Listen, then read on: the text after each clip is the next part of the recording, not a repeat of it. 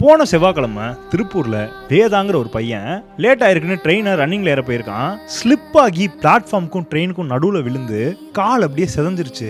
ஆனா நல்ல வேலை மெயின் அடி காலில் தான், வேற எங்கேயும் இல்ல அப்படின்னு நினைச்சப்போ ரயில்வே போலீஸ் அந்த பையனை விசாரிச்சு பேர் என்ன, எந்த காலேஜ், டிக்கெட் இருக்கா அப்படின்லாம் கேட்டு ஒரு 30 மினிட்ஸ் கழிச்சு திருப்பூர் ஜிஹெச் அனுப்பியிருக்காங்க. திருப்பூர் ஜிஹெச்ல எந்த ஒரு ட்ரீட்மெண்ட்டுமே வழங்கப்படல. ஈவன் ஃபர்ஸ்ட் எய்ட் கூட கொடுக்கல. அங்க டாக்டர்ஸே இல்ல, வெறும் மெடிக்கல் ஸ்டூடெண்ட்ஸ் மட்டும் தான் இருந்திருக்காங்க. யாரையுமே உள்ளேயும் அலோவ் பண்ணல, வெறும் அப்பாவை மட்டும் தான் உள்ள விட்டாங்களாம். அங்க என்ன நடக்குது போகுதுங்கிறது எந்த ஸ்டூடெண்ட்ஸ்க்கும் தெரியல, ஒண்ணுமே புரியல. திடீர்னு அந்த பையன் கதற சவுண்ட் மட்டும் கேக்குது. 8:30 மணில இருந்து 12 மணி 3.5 மணி நேரம் அந்த பையன் ட்ரீட்மெண்ட்டே இல்லாம இருந்திருக்கான், துடிச்சிருக்கான். அப்புறம் கொஞ்ச நேரத்துல அந்த பையன் அன்கான்ஷியஸ் ஆயிட்டான். போலீஸ்லாம் மிரட்டி இருக்காங்க ஸ்டூடெண்ட்ஸ். அதுக்கப்புறம் அந்த ஸ்டூடெண்ட்ஸ் யார்கிட்டயோ பேசி கவுன்சிலர்ட்ட எல்லாம் பேசி வேற ஹாஸ்பிட்டலுக்கு அவனை ஷிஃப்ட் பண்ண பார்த்திருக்காங்க. வேற ஹாஸ்பிட்டலுக்கு ஷிஃப்ட் பண்ணி கொண்டு போற நேரத்திலேயே அந்த பையன் இறந்துட்டான். அப்பா அம்மா கதறாங்க, ஸ்டூடெண்ட்ஸ் அழுகுறாங்க. ஒரு 1/2 மணி நேரம் முன்னாடி ட்ரீட்மெண்ட் பார்த்துருந்தா காப்பாத்திருக்கலாம்னு சொல்ல